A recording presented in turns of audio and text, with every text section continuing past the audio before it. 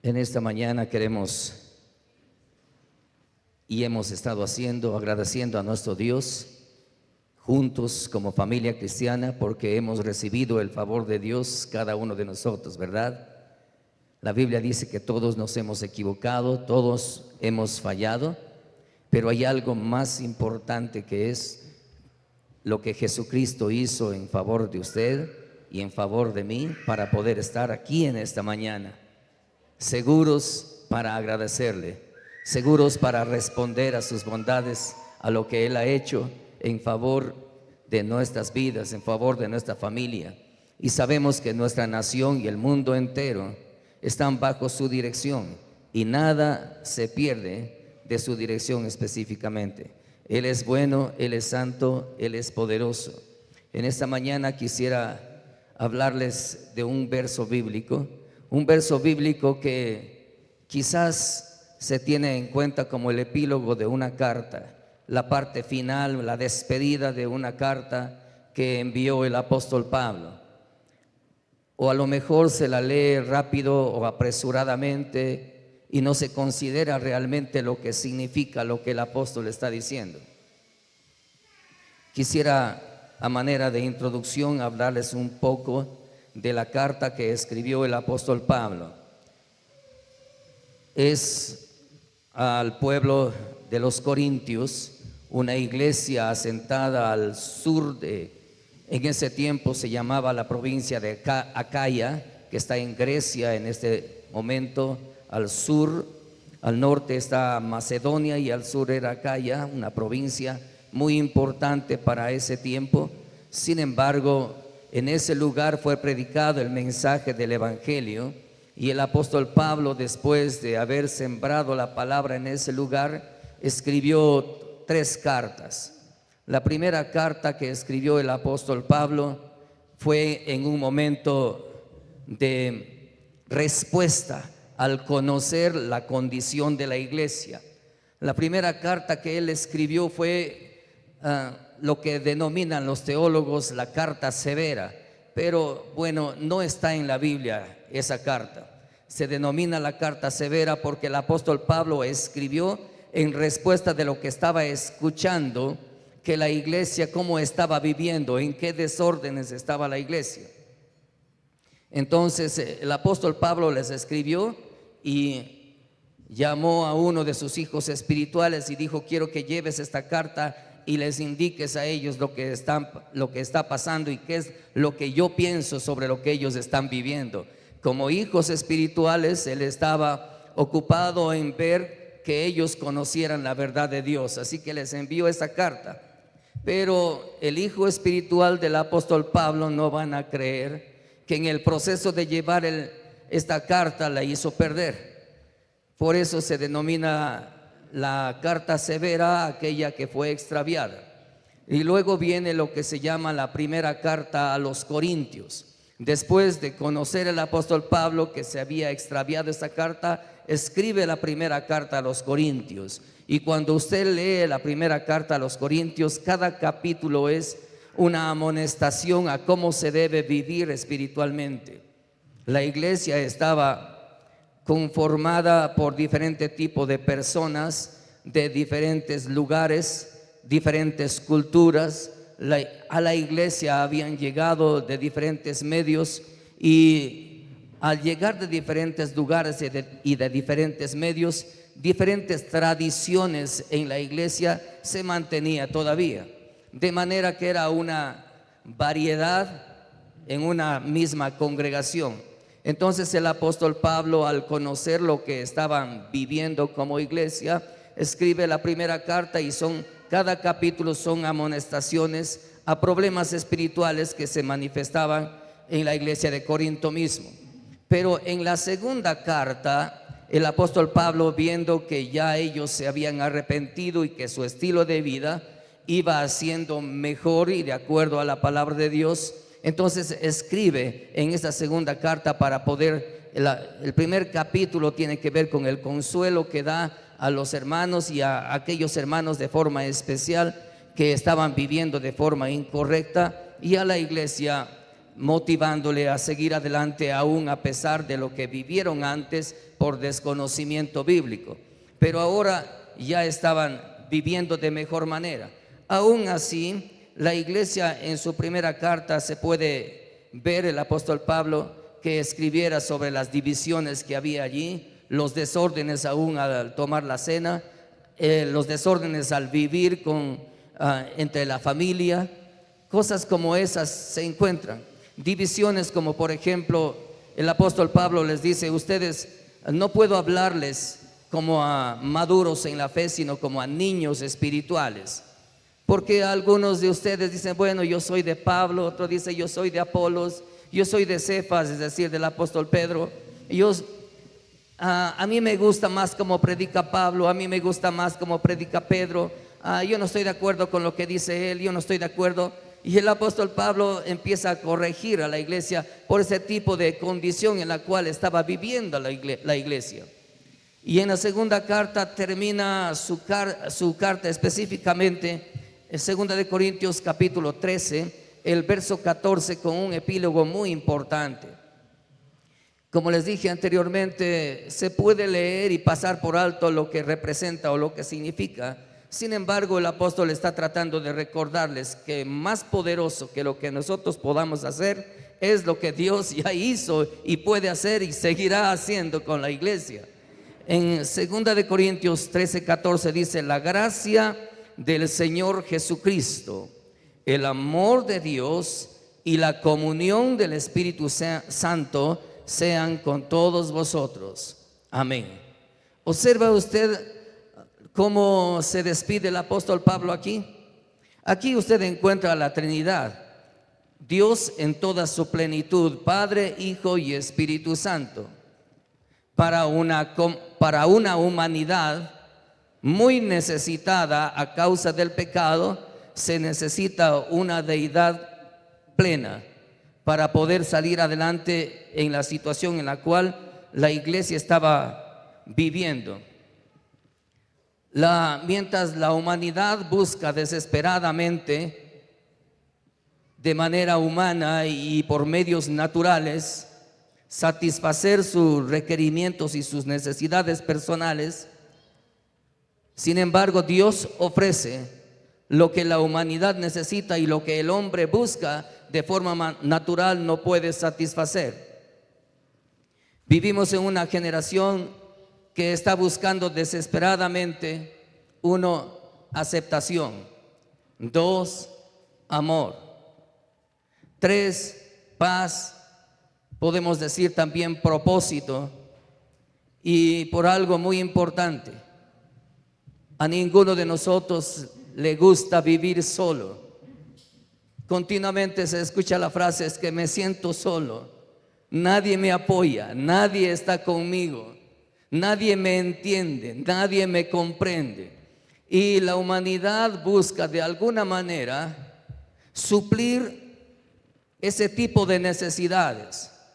Como dije, en primer lugar, aceptación; en segundo lugar, recibir amor; y para concretar, compañía. Eso es lo que continuamente buscamos como seres humanos. Y la iglesia de Corinto estaba específicamente pasando momentos difíciles: divisiones internas, inmoralidad, desconocimiento teológico, falsos maestros que llegaban para enseñar cosas equivocadas, así también como orgullo espiritual, conflictos entre creyentes. La iglesia en Corinto pasó como lo que hoy específicamente estamos viviendo, y es por eso que esta carta se acopla muy bien a lo que nosotros también necesitamos.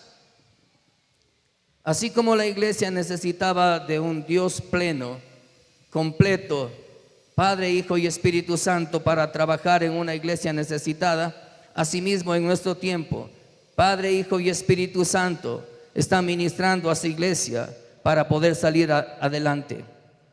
El Señor Jesucristo dijo: yo edificaré mi iglesia y las puertas del Hades no prevalecerán contra ella. Vamos a entrar en el texto bíblico para aprender un poco más de ello. La primera parte del pasaje del verso que hemos visto dice: la gracia del Señor Jesucristo. La palabra griega para gracia es charis. Charis representa regalo no merecido, don entregado sin razón alguna. Es decir, Dios entrega al hombre sin que él merezca, gratuitamente, bondad no merecida, misericordia concedida sin méritos. No significa solamente un momento donde usted experimenta el perdón de Dios y se terminó. No, más bien implica una bendición completa que le acompaña desde antes de su nacimiento hasta la eternidad. Bendición completa. Por eso el apóstol Pablo, para despedirse, dice: aunque yo no esté con ustedes, quiero decirles que el regalo de Dios en la persona de nuestro Señor Jesucristo es mucho más grande que lo que el hombre pudiera hacer para intentar llegar a Dios y agradarle a Dios. La gracia no es lo que el hombre puede hacer para llegar a Dios. La gracia es lo que Dios ya hizo para llegar al hombre. Desde que comenzó la humanidad y cuando el hombre comenzó recién a buscar a Dios, usted puede encontrar desde el Génesis, donde Adán y Eva tuvieron a su tercer hijo, que se llamaba Sed. Y la Biblia dice que y los hombres comenzaron a invocar el nombre de Dios. El hombre por sí mismo no puede llegar a Dios, no importa lo que haga. Los méritos humanos no son suficientes para llegar a Dios. Quizás el hombre quiera hacer altares, quizás el hombre quiera levantar cánticos de gratitud, quizás el hombre quiera levantar las manos, el hombre quiera doblar rodilla. Todo lo que haga no puede hacer posible para que el amor o la gracia de Dios o sea recibido por Dios allá en el cielo, porque es digno por lo que ha hecho. Nada de lo que el hombre haga puede ser posible que el hombre reciba el cielo o la salvación o el perdón. El perdón de Dios viene específicamente por la obra hecha por Jesucristo allí en la cruz del Calvario, derramando su sangre y abriendo sus brazos cuando Jesús dijo: Padre, perdónales porque no saben lo que hacen. Allí en la cruz, abriendo sus brazos, otorgó el perdón para todo aquel que cree y busca del Señor Jesucristo. Por eso es que el apóstol Pablo, cuando se despide de la iglesia en su carta, dice: la gracia del Señor Jesucristo sea con todos ustedes. La primera parte, muy importante, es y manifiesta. No importa lo que ustedes hayan vivido antes, cuántas veces ustedes se hayan equivocado.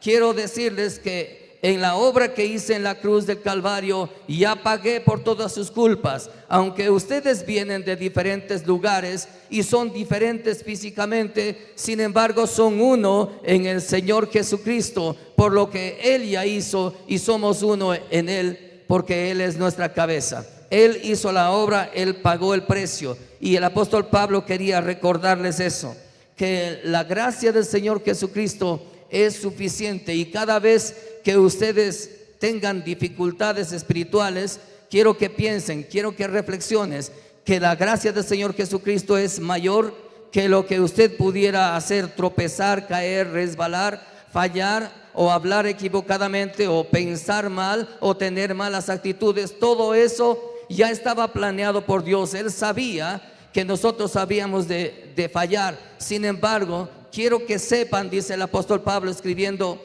a la iglesia de los Romanos, capítulo 5, el verso 8: mas Dios muestra su amor para con nosotros en que, siendo aún pecadores, Cristo murió por nosotros. Qué bueno es saber que en nuestros errores, en nuestras fallas, en nuestros pecados, tenemos a alguien que pagó por nosotros y nos hace en primer lugar aceptos delante de Dios en el amado, en el Señor Jesucristo. El mundo busca aceptación Y usted y yo solamente en Jesucristo somos aceptos delante del Padre, no en lo que nosotros podamos hacer. Bueno es que estemos aquí, bueno es que oremos, bueno es que cantemos, bueno es que leamos la Biblia y aprendamos de ella. Bueno es todo aquello, pero no por lo que hagamos podemos entrar al reino de los cielos, sino por lo que Jesús ya hizo, y eso es gracia para usted y gracia para mí. Amén. La segunda parte de este verso bíblico, después de decir la gracia del Señor Jesucristo, dice el amor de Dios. Qué importante es eso. Preguntémonos algo, ¿la iglesia en Corinto conocían ya sobre el amor? Claro que conocían sobre el amor. Quizás nadie puede ver el amor, sin embargo se puede notar la manifestación de amor. Pero ellos tenían una dimensión de amor al cual conocían. Quizás algunos de ellos, por estar en Grecia mismo, Corinto está en Grecia, conocían una dimensión de amor emocional, sentimental, una dimensión de amor de amistad, una dimensión de amor de enamorados, una dimensión de amor matrimonial que se entrega el uno con el otro en matrimonio, de amistad que busca cuidar el uno del otro como buenos amigos que son. Ese tipo de amor ellos ya conocían. Pero el pasaje dice el amor de Dios. Me pregunto, ¿el amor de Dios será semejante al amor entre la humanidad? Con razón el Señor Jesucristo, cuando conversó con el apóstol Pedro, cuando se levantó de los muertos, dijo: Pedro, ¿me amas? Y Pedro conocía una dimensión de amor y dice: sí, Señor, tú sabes que te amo. Y una segunda ocasión el Señor Jesucristo se acerca a Pedro y le dice: Pedro, ¿me amas? Y el Señor, al observar lo que el apóstol Pedro levanta una vez más su cabeza: Señor, tú sabes todo, tú sabes que te amo. Y vamos con una tercera ocasión. El Señor Jesucristo pregunta a Pedro: Pedro, ¿me amas? El Señor Jesucristo estaba hablando de un amor que viene de parte de Dios, y Pedro estaba hablando de un amor que se manifiesta de forma humana. Pedro estaba dispuesto a manifestar su amor de forma humana, pero el Señor hablaba del amor ágape. Y el amor ágape habla mucho más allá que lo que el hombre ha mostrado en sí mismo. La palabra agapao, que es del griego, que significa amar, está compuesta de dos raíces. La primera es ag, que significa en este caso yo. Es la raíz de ego. Ego en griego es yo. Y apao significa mato o muero. ¿Qué está tratando de decir entonces cuando Dios habla de amor? Que Él estuvo dispuesto a morir, a desacomodarse a sí mismo, para que la humanidad entera sea acomodada, reciba la paz. Es posible que Él estaba dispuesto a dejar su gloria para entregar su gloria. Qué interesante observación, ¿verdad? Para que todo aquel que quiera recibir pueda gozar de la bendición que el Padre quiera dar. Entonces el amor de Dios implica desacomodarse a sí mismo, morir a sí mismo para que otro se acomode. Y la palabrita, en este caso amor, del verbo agapao, tiene mucho más que ver con sentir bonitos sentimientos o tener bonitos sentimientos para otra persona. Quizás el apóstol Pedro estaba acostumbrado a eso. Tú sabes, Señor, lo que siento por ti. Sin embargo, el Señor Jesucristo después le profetiza y le habla y dice: ¿sabes qué? Después otras personas van a llevarte a lo mejor donde tú no quieras, y van a tener que vestirte o ceñirte, dando a conocer, decía el pasaje, de la forma en la cual el apóstol Pedro habría de morir después. Entonces el amor de Dios es mucho más grande de lo que el hombre podría dar o entregar. Y el hombre busca también amor de diferentes maneras. Aunque el hombre busque suplir su necesidad de amor, la Biblia dice Dios es amor.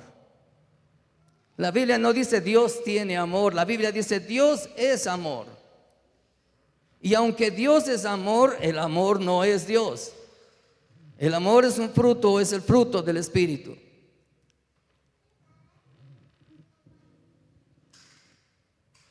Por eso es que el Señor Jesucristo manifestó en Juan capítulo 3, el verso 16, porque de tal manera amó Dios al mundo, que dio a su Hijo unigénito, para que todo aquel que en Él crea no se pierda, mas tenga vida eterna.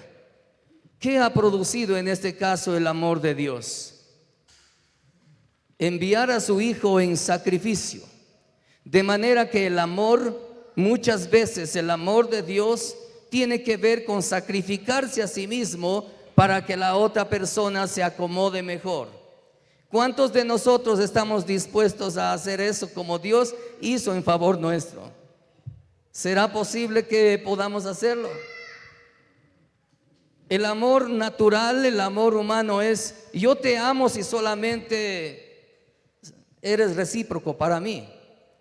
Imagínate ponerme a amar a aquel que no quiere saber nada de mí.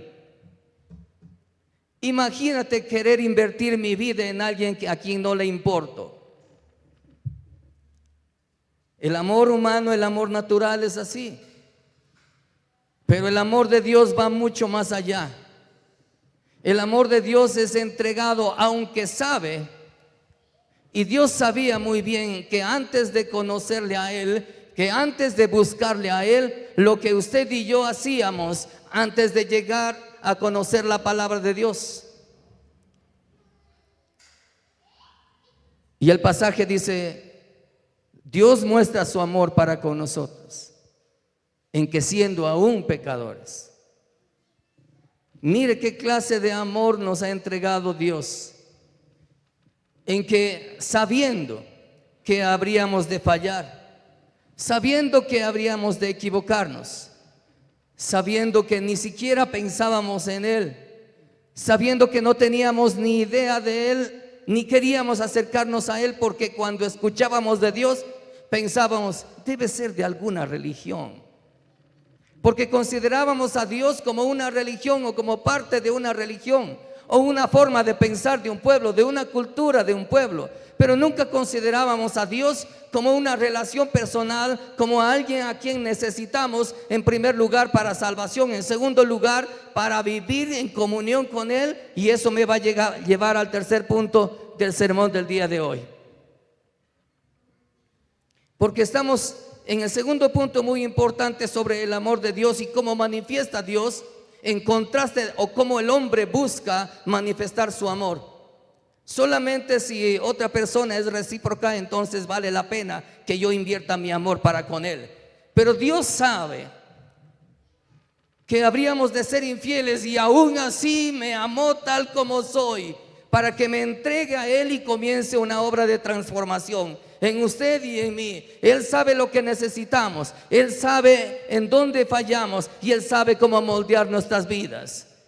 Y Jesús dijo: vengan a mí, los que estén cansados y trabajados, los que estén a lo mejor saturados con sus actividades y no saben cómo reaccionar ya. Vengan a mí aquellos que están con problemas y no saben cómo resolver sus problemas. ¿Y sabes qué? Yo les haré descansar. Porque las cargas que tú tienes puedes ponerles a los pies del Señor Jesucristo, el cual llevó a la cruz del Calvario para hacer más liviana nuestra carga. Dios nos ama de una forma tan especial, aunque el creyente quizá no sea recíproco con Dios, aún así el amor de Dios es incondicional. Podríamos decir en nuestra versión que Dios nos amó aun cuando nosotros no teníamos planes de buscarle a Dios. El amor de Dios no depende de quién eres, depende de quién es Él. Es decir, su amor no va a variar para ti por lo que hagas o por lo que no hagas, sino Él te ama porque Él es así y su gracia maravillosa se manifiesta de esa manera. Y voy para el tercer punto del sermón, lo que termina diciendo el apóstol Pablo: y la comunión del Espíritu Santo sea con todos vosotros. La comunión del Espíritu Santo. La palabra griega para comunión es koinonía. Koinonía significa estar enlazados, ajustados juntos. Alguien diría codo a codo, con un mismo propósito, con un mismo sentir. Koinonía no significa solamente compañerismo. Koinonía describe participación, compartir, intimidad, relación permanente, compañía constante. El Espíritu Santo no fue únicamente para darnos dones, fue enviado para caminar diariamente con nosotros, produciendo fruto. De tal manera que Él nos consuela, nos enseña, convence, fortalece, nos guía, nos transforma y muchos beneficios más que podrían estar en la lista. Cuando el hombre busca compañía, Dios estaba planeando ya compañía espiritual para el hombre. Yo no los dejaré huérfanos, dijo el Señor Jesucristo. Les enviaré otro consolador para que esté con ustedes para siempre. Juan capítulo 14, verso 16. ¿Hasta cuándo habría de estar y en qué momento dijo eso el Señor Jesucristo? Cuando el Señor Jesucristo les estaba hablando de que Él tenía que salir de este mundo. Y los discípulos consideraban: ¿cómo es posible que nuestro Mesías tenga que salir de este mundo? ¿Y qué va a pasar de nosotros? Nos vamos a quedar, una vez más, entre comillas, solos, abandonados, tristes. Nos vamos a quedar así. La soledad es uno de los problemas grandes de la humanidad. Pero con este pasaje, la última parte del verso, el apóstol está diciendo: nunca más podrás sentirte solo si tienes la compañía, si tienes la intimidad con Dios, si buscas a Dios continuamente, si buscas de Él a diario, si recibes de Él el consejo, si dialogas con Él todos los días, nunca más vas a sentirte solo. La presencia del Espíritu Santo estará contigo en todo momento.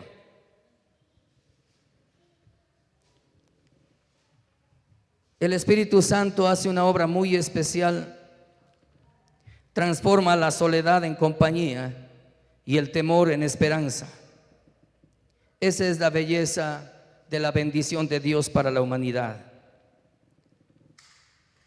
El Señor Jesucristo nos abre el camino. Él dijo: yo soy el camino, nadie viene al Padre sino por mí. El Padre nos ama, nos recibe, y el Espíritu permanece con nosotros. Un Dios pleno participa activamente en nuestra salvación hasta llegar a la eternidad. Termino con esto. Un niño perdido en una ciudad no necesita solamente un mapa, necesita de alguien que lo encuentre, lo abrace, lo lleve de regreso a casa. Eso hizo Dios. Cristo vino a buscarnos, el Padre nos recibió, el Espíritu nos acompaña hasta llegar a la eternidad.